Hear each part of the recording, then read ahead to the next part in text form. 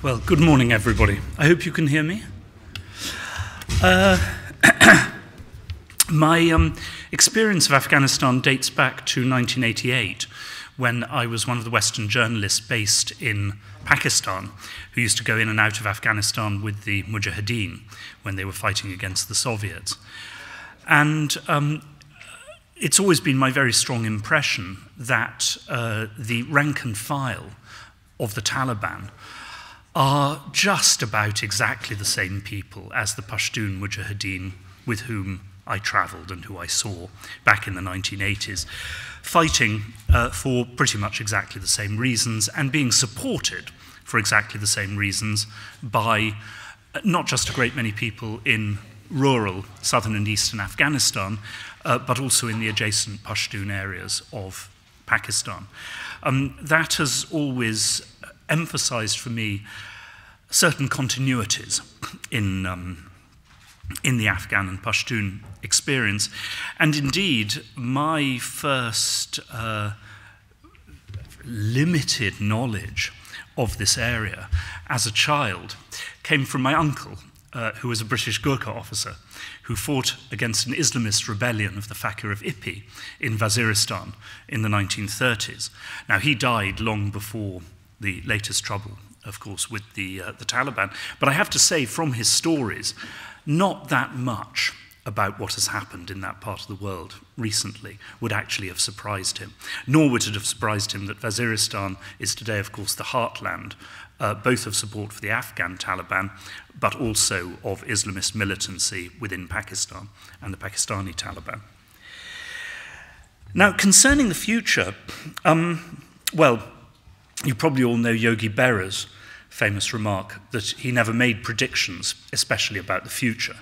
That's especially wise in the case of Afghanistan, where we're facing both great military uncertainty about the future after the withdrawal of most Western forces next year, but also political uncertainty, because next year we're also facing in Afghanistan presidential elections. Elections which have no certain result at all, except one, which is, barring some kind of miracle and a change in the constitution, President Karzai cannot stay on. He has to step down, according to the Afghan constitution. This marks, it has to be said, a clear difference both from the experience of the Soviet-backed Afghan regime after 1989, after the Soviets withdrew in 1989, and indeed the regime that the British put in place after they withdrew from Afghanistan in 1880. To put it bluntly, neither the British in 1880 nor the Russians in 1989 had to worry about carrying out democratic elections. We do, or at least the appearance of them. And this creates the danger for us, for the Western effort in Afghanistan, not just of military advances by the Taliban, but also of a political meltdown on our side in Afghanistan next year. Because I have to say that no American official with whom I've spoken, individually or collectively, as yet has the remotest idea of what to put in place after Karzai goes. There's a general consensus that nobody wants Karzai to try to create an inherited position for his family, both because that would be generally seen inside and outside Afghanistan as wholly illegitimate, given his record, but also because that could almost certainly only be achieved by massive rigging, which would not only render the elections illegitimate, but would also, of course, increase the danger, a very real danger, that the results would be rejected, not just by the Taliban, obviously, but by a majority of forces on our side as well.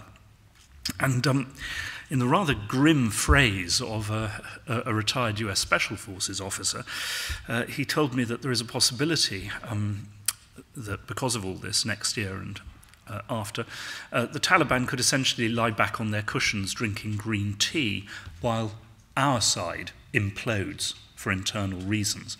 Now, I'm not saying that that is going to happen, but I think it's a danger that we have to be aware of. Now, when it comes to the further future of Afghanistan, Of course, so much is absolutely unclear. And by the way, I should say, of course, that this fear of a political meltdown is one reason for the new impetus on the US side for attempts at talks with the Taliban, as we've seen from the headlines of the past 2 weeks. Now, for the further future, two things seem to me pretty clear. The first is that while, for reasons that I will come to, I think it is entirely possible to contain the Taliban in Afghanistan. That is to say, to prevent them sweeping to power in the whole country. I actually regard that as highly unlikely. It seems equally unlikely, even to the point of impossibility, that it will be possible to crush and eliminate the Taliban in their own heartlands of the rural Pashtun territories of the south and east. Greater Kandahar, Greater Paktia, ruled by the Haqqanis, Kunar, and so forth. Of course, the Taliban do not represent by any means all Pashtuns, but according to a widespread analysis reflected in an opinion survey of the Asia Foundation earlier this year, they do have the support, or at least the sympathy, about 30% of the Afghan population. That would be about 2/3 of the Pashtuns of Afghanistan. It seems about right to me. Interestingly, that is also the figure quoted to me by shall we say, interlocutors of the Taliban, former Taliban figures whom colleagues and I talked with in the Gulf last year. And the Taliban do represent a very old and very deep strain of rural religious conservatism among the Pashtuns. And I have to say, I think that after the withdrawal of most Western forces, support for the Taliban will go down. It's worth remembering, of course, that once again, unlike the British in 1880 or the Soviets in 1989, we're not withdrawing completely. The Americans and us will keep air bases in Afghanistan, special forces, advisors with the Afghan military, and presumably those air forces will and special forces will continue to be in action in various parts of Afghanistan. So a certain impetus to continue the anti-Western jihad will continue. But even if the Taliban do lose a considerable amount of support, I simply cannot see the possibility of them being crushed, eliminated in their own heartlands. In part, of course, because of the degree of support that they enjoy among the Pashtuns of neighbouring Pakistan, together with shelter from the Pakistani armed forces. And I find it very difficult, to be candid, to imagine the Afghan National Army in anything like its present form being able to defeat the Taliban in their own heartland. By the same token, however, and interestingly, this is something that I've heard in one form from, shall we say, pragmatic elements of the Taliban themselves, but I've also heard from Pakistani military analysts. It seems to me extremely unlikely that the Taliban will be able to conquer the non-Pashtun areas of Afghanistan, probably including Kabul as well, which is a mixed city. That is both because of the innate strength of the other ethnicities, and the Taliban are, of course, an overwhelmingly Pashtun force, which in certain respects reflects Pashtun nationalism, but also because of the support that the anti-Taliban forces can expect to receive, not just from America. And of course, it's worth remembering that the communist regime in Afghanistan outlived the Soviet Union itself and only collapsed after the Soviet Union collapsed, and therefore Soviet subsidies, Soviet arms dried up. I think it fairly unlikely that following the US withdrawal from Afghanistan, the United States will collapse as a state, will abandon the free market in favor of communism, and that we will see the independence of California and Texas. In other words, America will continue to be a major player. But even if America isn't, there is Russia. And I have been told that undoubtedly, even if America were to withdraw completely, the Russians would then stand ready to help their old allies in what used to be called the Northern Alliance, the non-Pashtun nationalities. There is Iran, which will, of course, go on backing its old allies in Afghanistan among the Hazara. And then, of course, there is India, which could play a bigger and bigger role. Another factor, though, in this regard to keep in mind is the great difference between conducting successful guerrilla warfare in your own rural areas and storming defended cities. This is something that was brought home to me as a journalist when I accompanied the Mujahideen in their attempt to seize the city of Jalalabad in March of 1989, when they received a very bloody nose. They had to concentrate to capture Jalalabad, and they were shot to pieces by the superior firepower of the Communist army, backed, of course, by the Soviet Air Force. We can expect that to happen again. And as I say, this is perceived, this is seen by the Taliban and also by their Pakistani backers. This, now, if the Taliban on their side can't conquer the whole country by force, if the anti-Taliban forces also can't conquer the whole country by force, then essentially you have two ways forward. One is an attempt at a peace settlement between the different sides, and the other is, frankly, unending civil war. And unending civil war, which does, of course, risk drawing in, even more than is already true, the regional powers, leading either to the permanent fragmentation of Afghanistan along basically ethnic lines, but backed by regional powers, something which I have to say the Taliban figures I've talked to absolutely dread as an idea, and so indeed do the vast majority of Afghans in general with whom I've spoken. There is a real will in Afghanistan to try to hold Afghanistan together, even if people don't know how to do it. Or, of course, what you have is fragmentation along these lines, followed by eventually a peace settlement among the Afghans, along the lines that we might propose or get today, but of course only after a great many more people have died. Seeing this, there appears to be a certain possibility now for compromise. Hence the American push, hence the Taliban agreement, of course, reserving all their positions to negotiate with the Americans. Hence the very strong backing of the Pakistani establishment, including the military, not just for the peace process in Doha, but also the Pakistanis have been very much trying to open lines of communication to the leaders of the former Northern Alliance, the leaders of the Tajiks, the Hazaras, the Uzbeks in Afghanistan. The problem, as you will have noticed, is that I haven't mentioned President Karzai in this regard. And, of course, the difficulty there is twofold. The first is that the Taliban simply refused to talk to him. They refused to enter into any peace process under his aegis. But the second is that they do not see a great deal of point in doing this, and nor, I have to say, does the Pakistani establishment, because Karzai is not going to be there after next year. Therefore, the argument is we have to talk to permanent forces in Afghanistan, the forces which will always be there, once again, the leaders of the other nationalities. What the moderate or pragmatic wing of the Taliban is suggesting, and I should stress that the ones I talked to certainly did not say that they had the agreement of Mullah Omar to this, or the military commanders of the Taliban. They also said that to get the Taliban behind a settlement would categorically require the full public backing of Mullah Omar, that only his prestige could lead the organization as a whole into a settlement. But what they envisage is a new constitutional assembly to draw up a new Afghan constitution under a neutral caretaker government, leading to what most probably would have to be a power-sharing arrangement in Kabul between the Taliban and other forces.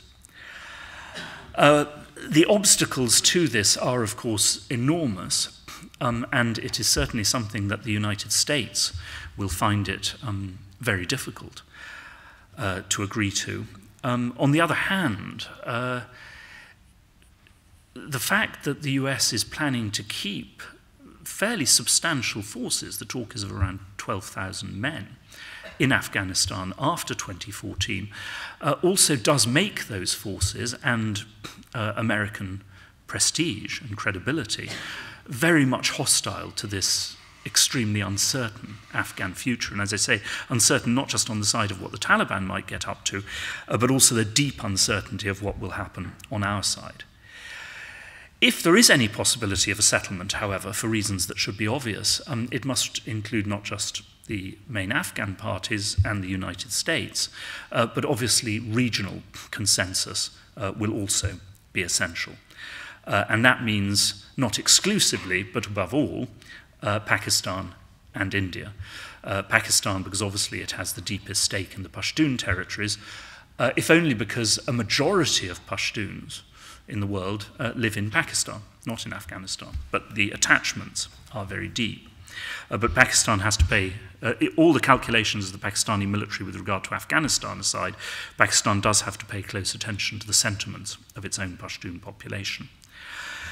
On the Pakistani side, I think it is worth noting, because I fear that this has not been sufficiently recognized, but it does now come out of American statements, that the agenda of the Pakistani establishment, including the military high command, is not that of the late 1990s anymore.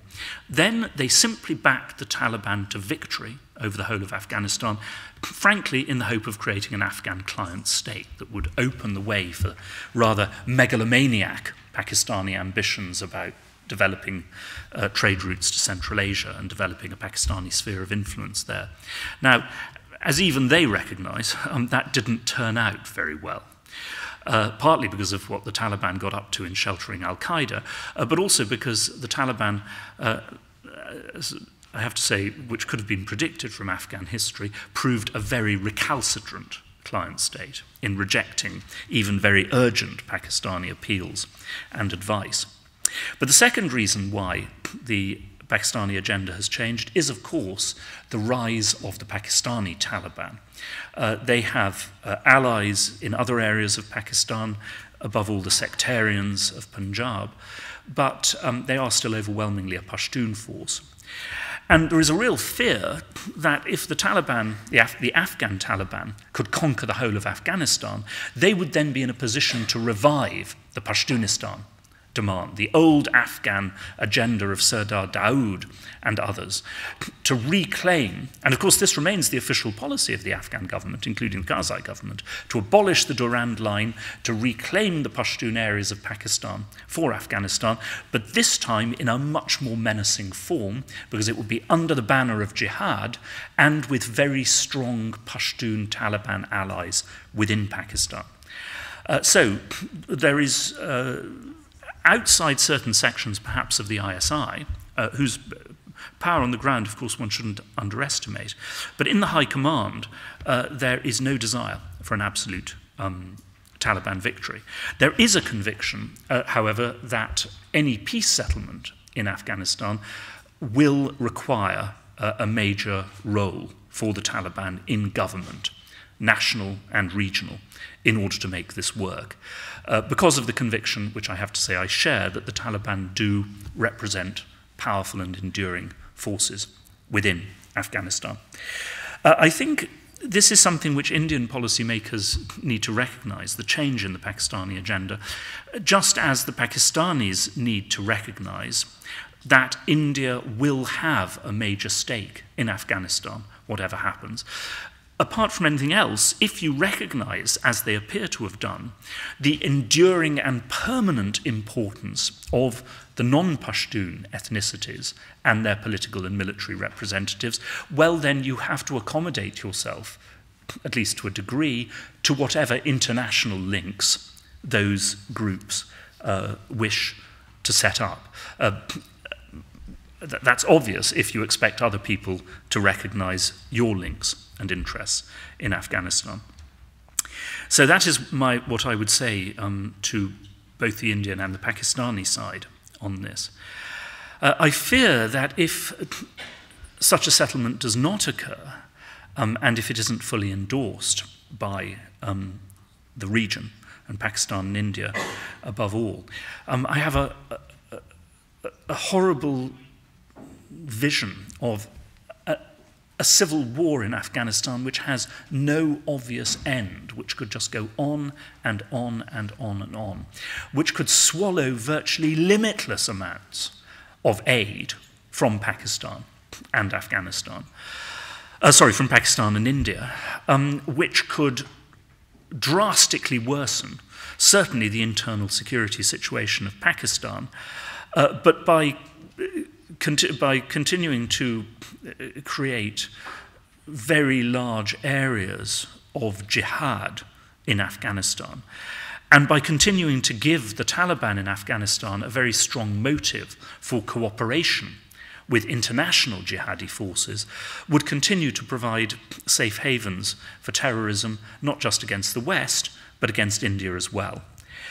And yet, as I've said already, I can see this war going on, and yet in the end having to conclude with a settlement which would not look very unlike a settlement which perhaps we could get today in Afghanistan. Do I still have time to talk, or? Okay, I'll go on for a little while then about the internal situation in Pakistan, because I've touched on this. There is the threat of an overthrow of the Pakistani state has been greatly exaggerated, I think. It's important to note, as in India as well, that terrorism, bad though it is not a threat of the overthrow of the state. Certainly, however, there are very, very grave security challenges within Pakistan. And the gravest of them, perhaps, oddly enough, is something which has not been nearly sufficiently noticed in the West yet, but which I would strongly urge you all to pay close attention to, especially given what we've heard at this conference about various urban security threats, and that is the future of Karachi. Karachi, amongst other things, is now, by some accounts, the second, I think that's exaggerated, but certainly the third biggest Pashtun city of the world. Because over the years, an enormous number of Pashtuns, mainly from Pakistan, but including by now a considerable number of Afghan refugees as well, have moved to Karachi to find work. And both because of migration and because of the birth rate, their numbers have been going up and up and up. How far up, we don't know. The former mayor of Karachi, when I talked to him while he was still mayor, couldn't tell me the population of Karachi within about 4 million people. Now the margin of error is about 6 million people. We just don't know how many people there are in Karachi. But what we do know is that the Muhajirs, the emigrants from India after 1947 speaking Urdu, that their proportion has been going down and down, while the Pashtun one has been going up and up. This creates an absolute determination in the Muhajir party, the MQM, to resist the political rise of the Pashtuns by all means. And I asked MQM activists about this, by all means? The reply was, by all means. I asked them whether compromise was possible with the Awami National Party, which used to represent the Pashtuns of Karachi. The reply was no, and I said to them, said to top leaders of the MQM, but why not compromise with them? If you don't compromise with the ANP, you are actually feeding the rise of the Pakistani Taliban among the Pashtuns of Karachi. And the reply was, look, if we had a stable demographic situation, we could do that. But because the Pashtun numbers are rising and rising, if we make a compromise this year, we'll have to make another compromise in 5 years' time, another in 10 years' time, and we end by losing the city. So the point to which we are going to stick is that this is a Muhajir city. Other people can live here, they'll be tolerated, but political power is exclusively with us. And so you see that the ANP in Karachi was destroyed by a bizarre combination, but not bizarre if you know the ethnic realities and political agendas of the city, of the MQM, which is an explicitly secular, progressive, middle-class party, and the Pakistani Taliban. Now, interestingly enough, the rise of the Pakistan Tehreek-e-Insaf of Imran Khan, especially in the Pashtun areas, and this party will form or has formed the government in Khyber Pakhtunkhwa, created a possibility that they would take over from the ANP in Karachi among the Pashtuns. But you already see a repeat of the same thing as before, that they are coming under attack from the Taliban, who are determined to present themselves as the face of the Pashtuns in Karachi, but they are also coming under attack by the MQM, who are not prepared to compromise with any Pashtuns in Karachi. And there is now a very real danger of the TTP, the Pakistani Taliban, emerging as the armed face of the Pashtuns of Karachi. You already see a phenomenon in many areas of Pashtun businessmen, whether legitimate or quasi-legitimate or criminal, looking to the Pakistani Taliban for protection and enforcement. So they are setting themselves up as a very successful mafia as well. This is a very, very frightening picture for the future, I would say. And as any of you who've read my book know, in general, I've tried to calm people down on the subject of Pakistan and Karachi. But I am very worried about the future there.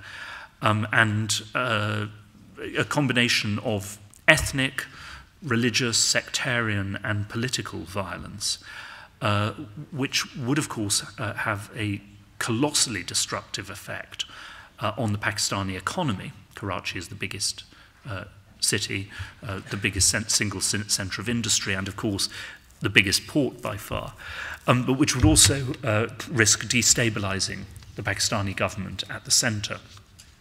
Now this, to come back to Afghanistan, but also to India, is one reason why the Pakistani military has become much more cautious than its strategy of the 1990s or up to 2002, of which we heard.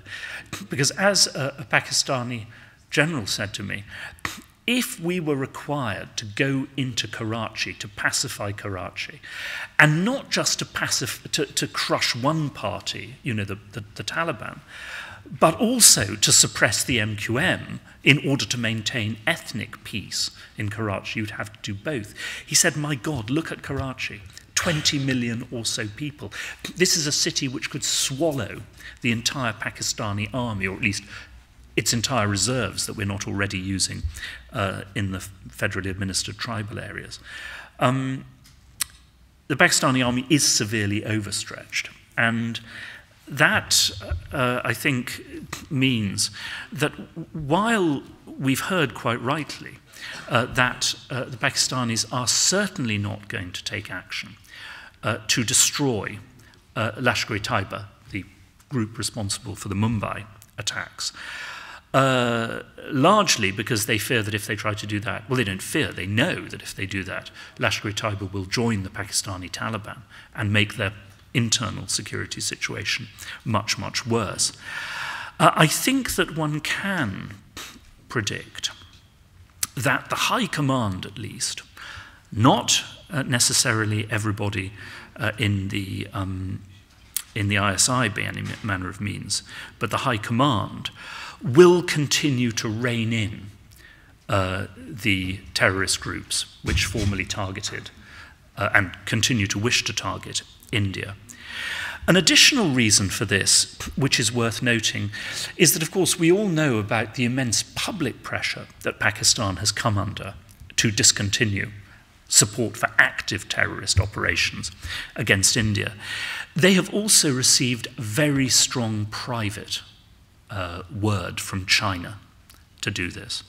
I gather from senior Pakistanis, also from Chinese diplomats, that the Chinese have been telling them very strongly that A, China has is deeply opposed to the sponsorship of international terrorism, and it's worth remembering that this latest ghastly attack at Nanga Parbat on the mountaineers claimed, amongst others, of course, Chinese victims. The Chinese, of course, have their own reasons to fear Islamist terrorism and extremism in Xinjiang.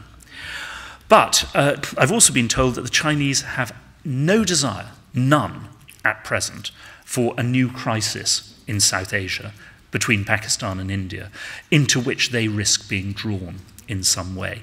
They have enough on their plate in East Asia with these islands issues, which of course are raising more and more dangers of conflict in that region. They really do not want a crisis anywhere else, especially a crisis that from their point of view would risk pushing India further and further into the camp of the United States, and might force them to make commitments to Pakistan which they have no desire to do. The Chinese have told the Pakistanis repeatedly that they should not get themselves into a crisis from which they would require China to extract them with enormous amounts of increased aid. China will give very considerable help to Pakistani infrastructure for its own reasons, but it isn't backing Pakistan va banque, as they say in roulette. Yes, I know there was supposed to be a light, but there's a light which was supposed to give... That's why I'm still talking. Thank you. It was still green, so as long as it's green, I will go on talking. Anyway, I thought I would, since I was given a light to go on, I will go on.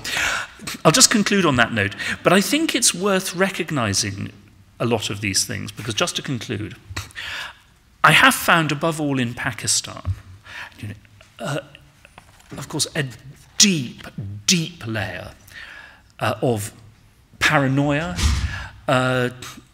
misinformation, sometimes stemming from propaganda, sometimes spontaneously generated by the Pakistani media, these ridiculous stories about India backing the Pakistani Taliban, and so forth and so on. But I have to say that I have also found in the Indian media a fair amount of misconceptions, both about Pakistani strategy at present, but also with regard to Chinese agendas in the region. A lot of talk about the String of Pearls being a military strategy, about Gwadar being set up as a military port. What will be in future, I do not know. But I think I can say with some certainty that as of present, this is not the strategy of China. Thank you very much.